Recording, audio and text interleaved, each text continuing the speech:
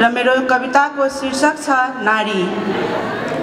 तिमी दुःखमा मुस्कुराउँछौ किनकि दुःखहरू जीवनका अङ्ग हुन्।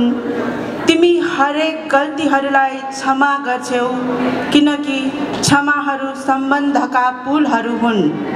तिमी सम्बन्धलाई बचाउँछौ, तिमी नाताहरूलाई गाँस्दछौ, त्यसैले त तिमी परिवारमा शान्ति ल्याउँछौ, त्यसैले त तिमी परिवारमा शान्ति ल्याउँछौ। तिमी हरेक चोटहरूलाई सहन्छौ, तिमी हरेक आरोपहरूलाई बचाउँछौ, त्यसैले त तिम्रो जीवन सुखी छ, त्यसैले त तिम्रो परिवारमा आनन्द छ, त्यसैले त तिम्रो परिवारमा आनन्द छ।